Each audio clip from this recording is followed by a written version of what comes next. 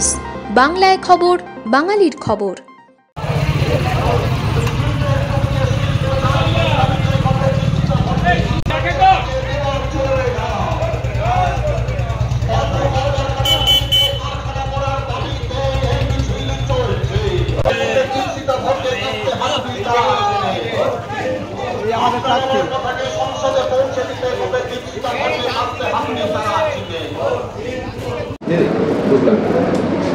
কল্যাণ ব্যানার্জি কটাক্ষ করে আপনাকে মিস ইউনিভার্স বলেছেন। তিনি বলেছেন আপনি সারা দেশ সারা রাজ্য ঘুরে এসে শ্রীরামপুরে এসে অবশেষে প্রার্থী হলেন, এটা আপনার সৌভাগ্য, তার বিরুদ্ধে লড়তে পারছেন, কি বলবেন?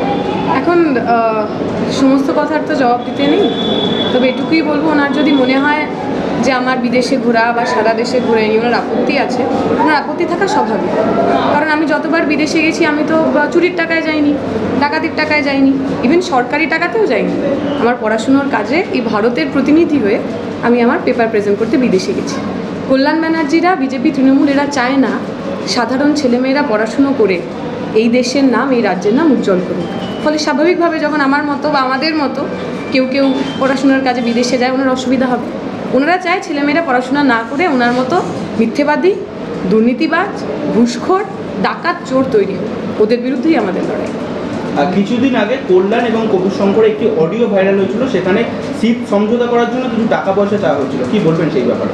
দেখো, আমি তো অডিওটা শুনিনি, আমাকে বহু মিডিয়ার বন্ধুরা জিজ্ঞেস করেছে। তবে এই কথা বলতে পারি, আমরা বহুদিন ধরে বলে আসছি তৃণমূল বিজেপির মধ্যে লড়াইটা আসলে পুরোটাই লোক দেখানো। একই পরিবারের দুটো লোক, সেই পরিবারের মানে রক্তের পরিবার হতে পারে, আরএসএসের পরিবার হতে পারে, পরিবারের দুটো লোক কখনো তৃণমূলের জামা গায়ে দিয়ে দাঁড়াচ্ছে, কখনো বিজেপির জামা গায়ে দিয়ে দাঁড়াচ্ছে। তারা কেউ মানুষের জন্য কাজ করতে আসেননি, তাই তারা সিট সমঝোতা করতে পারেন, টাকা পয়সা দিয়ে দাঁড়াতে পারেন। আমরা তো শুনছিলাম অপরূপা পোদ্দার, আরামবাগের যিনি নেত্রী, তিনি বলেছেন তিনি এবার নির্বাচনে লড়তে পারছেন না কারণ তার টাকা নেই। নির্বাচনে লড়ার জন্য তো পকেটের টাকার দরকার হয় না, নির্বাচনে লড়ার জন্য মানুষের আশীর্বাদের দরকার হয়, নির্বাচনে লড়ার জন্য সারা বছর মানুষের পাশে থাকার দরকার হয়। যারা এগুলো করেন না তারাই টাকা পয়সা দিয়ে সিট কেনেন, তারাই টাকা পয়সা দিয়ে সিট সেটিং করেন। শুভেন্দু স্টাইলের ব্যাটিং অভিজিৎ গাঙ্গুলি, বিধায়কের হুমকি অভিজিৎকে ক্লিয়ার যেতে হবে, কি বলবো? সে কাকে কি যেতে হবে আমরা কি বলবো? আমরা খালি বলবো যে মানুষ চুরি করেছেন, ডাকাতি করেছেন, আর যে মানুষ এই চোর ডাকাতদের বাঁচানোর জন্য কাজ করছেন, তিনি যে প্রফেশনেরই হন না কেন, তিনি যে পার্টিতেই হন না কেন, তারা যাতে সাজা পান, অন্যায়ের যাতে সাজা হয়, তার জন্য বামপন্থীরা লড়াইয়ে ছিল, আগামী দিনেও লড়াইয়ে থাকে। কালকে নিশীথ প্রামাণিক বলেছে যে রামেদের পুরো ভোটটাই বামেদের পুরো ভোটটাই রামে গেছে, সে বিষয়ে কি বলবেন? নিশীথ প্রামাণিক তো তৃণমূলে ছিলেন, নিশীথ প্রামাণিক বিজেপিতে গেছে। উনি আগে নিজেরটা দেখুন। ওনার তো রাজনৈতিক কোথা থেকে উনি শুরু করেছেন এবং কোথায় গিয়ে শেষ করছেন তার কোনো গ্যারেন্টি নেই। এবং ওনার যা আমি যে শুনেছি, ধর্ষণ থেকে শুরু করে রাহাজানি, লোককে মারা, গুন্ডামি, বিভিন্ন ধরনের অভিযোগ ওনার বিরুদ্ধে রয়েছে। তাই ওনার কথার উত্তর আমি দেবো না। তবে শুধু এইটুকু বলছি, ওনারা 2019 সাল থেকেই নাটকটা শুরু করেছেন বামপন্থীদের গিয়ে বোঝানো, বামপন্থী যে সাধারণ মানুষ যারা বামপন্থীদের ভোট করে তাদের গিয়ে এই কথাটা বলা যে আগে রাম পরে বাম।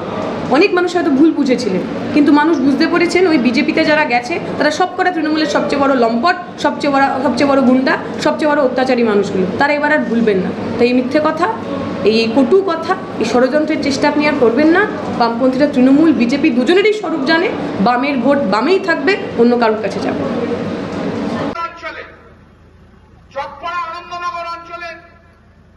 যে ডেভেলপমেন্ট হয়েছে সেই ডেভেলপমেন্ট 34 বছরের সিপিএম জামানায় তার 1/4 অংশ পর্যন্ত হয়নি, কিছু করতে পারেনি।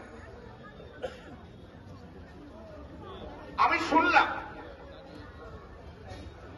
যে কোনো একজন নাকি আমাকে মিস্টার ইন্ডিয়া বলেছে।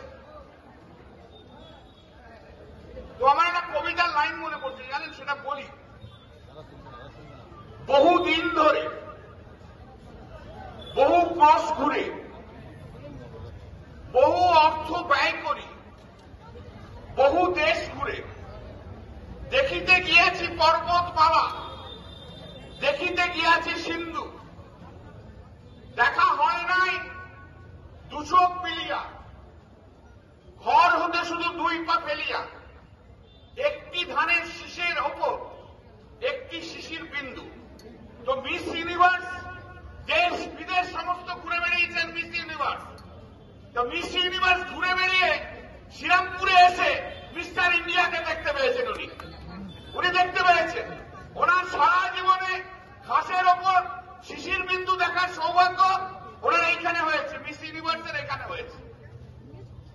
আচ্ছা, আপনি কি দেখতে পেয়েছিলেন বলুন তো, আপনাকে জিজ্ঞেস করি, আপনি কি দেখতে পেয়েছিলেন যে 2011 পর্যন্ত যখন আপনাদের বিধায়ক ছিল, তখন স্বাধীনতার পর থেকে কোন উন্নয়ন এই অঞ্চলে হয়নি? দেখতে পেয়েছিলেন? আপনি কি দেখতে পেয়েছিলেন যে আপনার বিধায়করা এর আগে যত বিধায়ক ছিল তারা এই ডোমজুড়ে, এই চাঁদপাড়া, আনন্দনগরে গণতন্ত্রকে হত্যা করেছিল? সেটা কি দেখতে পেয়েছিলেন? আচ্ছা, আপনি কি দেখতে পেয়েছিলেন এই চকপাড়া, আনন্দনগর অঞ্চলে সিপিএম এর হারমাত বাহিনী সমস্ত মানুষকে? আমাদের খবরগুলি নিয়মিত দেখতে চ্যানেলটি সাবস্ক্রাইব করুন এবং বেল আইকনটি ক্লিক করুন।